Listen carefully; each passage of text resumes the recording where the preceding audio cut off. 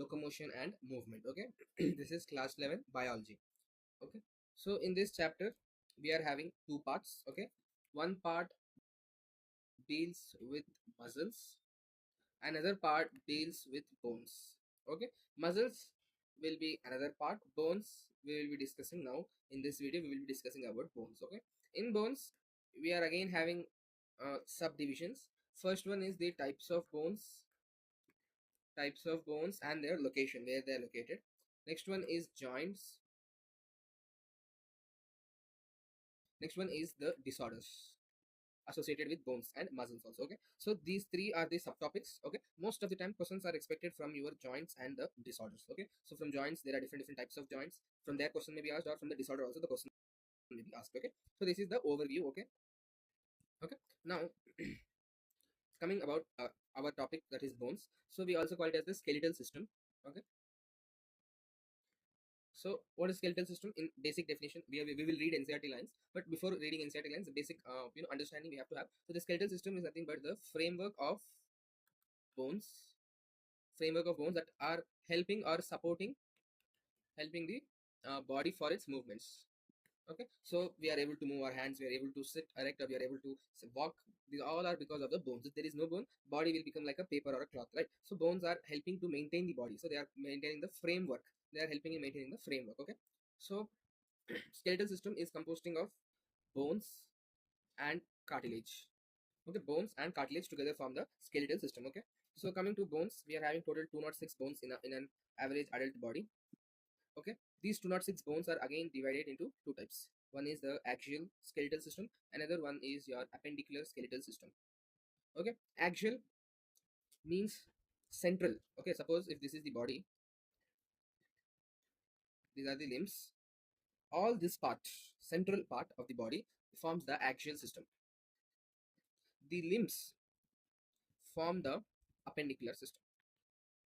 Okay, so the central portion of the body forms the axial system, while your limbs, maybe the upper limbs and the lower limbs, form the appendicular skeletal system. Okay, this is the basic understanding we have to have. Okay, now coming to the NCERT lines, let us go through the NCERT lines now. Okay, so basic definition as discussed, skeletal system is the framework of bones and cartilage. Next, the main important role is movement, that is shown by the body. Okay, bones and cartilage are specialized connective tissues. This we have already seen in structural organization. Bones and cartilage are the specialized connective tissue. Okay, and here you are having the main difference between bone and a cartilage. Okay, already in that chapter we have seen. Okay, the former, that means the bones, have the hard matrix due to calcium salts, while the cartilage, latter in the sense, the cartilage has slightly pliable matrix due to the chondroitin salts. Okay, presence of calcium in bones is making it hard. Presence of chondroitin salt in cartilage is making making the cartilage soft. Okay, this is what is the meaning of these lines. Okay, then as discussed already, there are total 206 bones and few cartilage, and these are grouped into the axial and the appendicular skeleton system. Okay,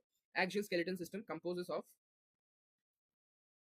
80 bones distributed along the main axis of the body. As I have discussed, main axis, that is the head, the neck region, the back, the vertebral region, this is forming the axial skeletal system. Okay, now coming to the appendicular skeletal system, the bones of the limbs along with their girdles constitute the appendicular skeletal system. Okay, so as I've discussed, the limbs, upper limb and lower limbs form the axial skeletal system, and their number, each limb is made up of 30 bones. Okay, the bones of hand are, sorry, this we will discuss later. So what we have learned here is,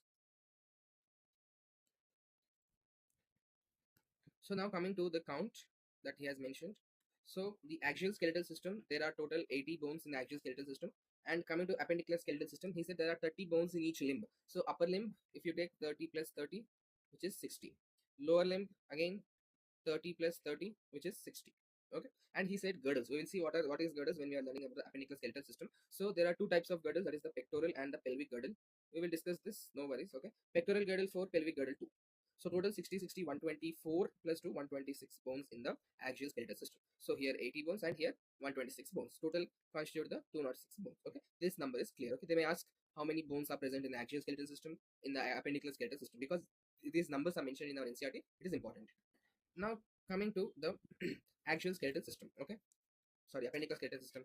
We will see first the axial skeletal system and the skeletal system. Okay, so coming to your axial skeletal system, the skull, vertebral column, sternum and the ribs together constitute the axial skeletal system. As I discussed, main axis what are present, the skull, the vertebral column, and on your front side you are having the ribs. These all are for the sternum, and around the sternum we are having the ribs. These all constitute the axial skeletal system. Okay.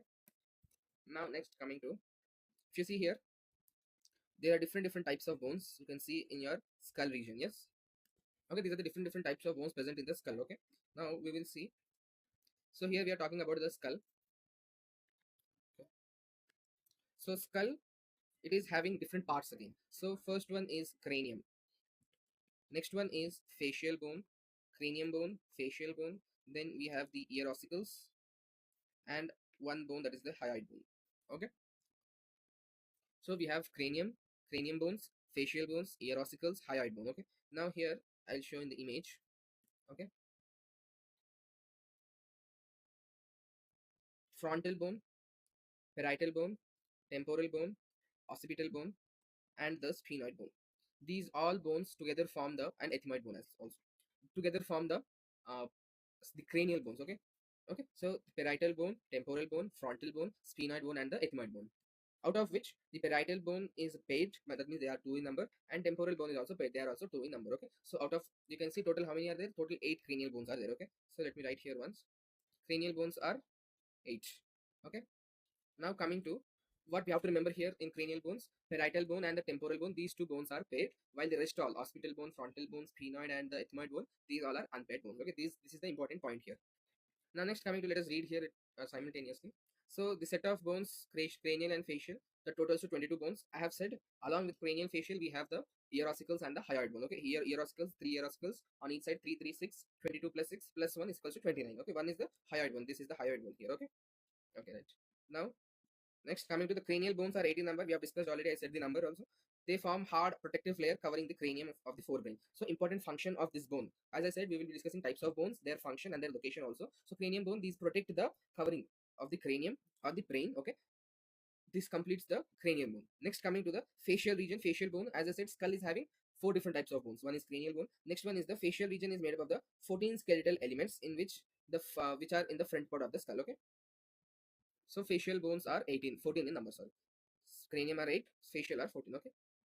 So here you can see the lacrimal bone, the nasal bone, zygomatic bone, maxilla, mandible.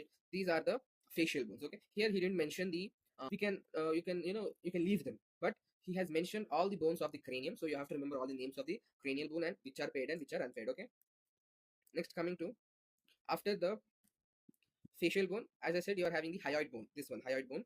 So a single U-shaped bone is called as the hyoid bone, present at the base of the buccal cavity. Okay, this is present at the base of the buccal cavity. And then after hyoid bone, last one is the ear ossicles. The middle ear consists of 3 ear ossicles, tiny bones. That is the ear ossicles. That is malleus, incus, and stapes. These are collectively called as the ear ossicles. Okay, so if I write here, one ear has 3, another ear 3, and hyoid is 1. Okay, so total consists of 29 bones. So skull is having how many bones? 29 bones. Okay, now this is done.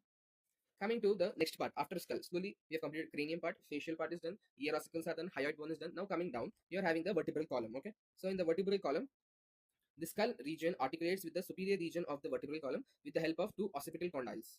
Okay, occipital condyles are nothing but, here you can see occipital condyle here. These two help in articulating the skull with your vertebral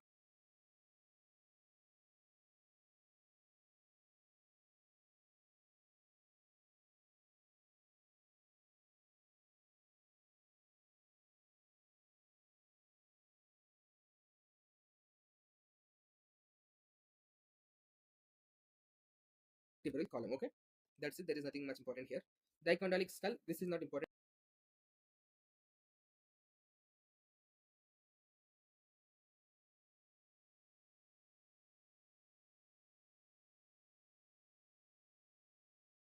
Okay, that's why we are called dicondylic, because we are having 2 occipital condyles. Okay, next, coming to the vertebral column.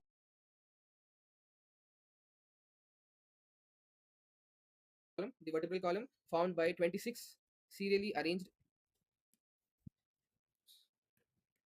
26 serially arranged units called the vertebrae, and is dorsally placed. Okay, now we have completed with the skull region.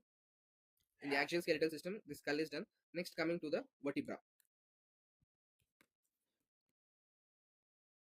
Vertebra, main important is where is it located? It is in the dorsal side. Okay, And how many are there? 26 are there. We will see what are the different types of vertebrae present. Okay, it extends from the base of the skull and main framework of the trunk. This cranium bone, facial bone, these are of the face, and then for the trunk, the vertebrae form the main framework. Okay, and then each vertebra has central hollow portion through which the spinal cord passes. Okay, the spinal cord passes through the vertebral column. Okay, first vertebra. This is important again. The important MCQ here.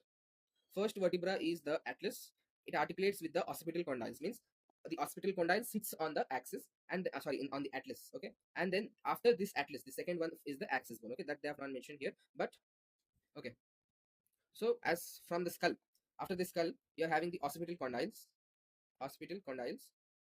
These occipital condyles rest on the atlas. Okay, this point is very important. What is the first vertebral column known as the atlas? Sorry, atlas. First vertebral column is the atlas. Okay, and it articulates with the occipital condyles. Now coming to the different vertebral column bones, you are having 7 cervical bones, 12 thoracic bones, 5 lumbar bones, sacral 1 fused, coccygeal 1 fused. Okay, we will write that.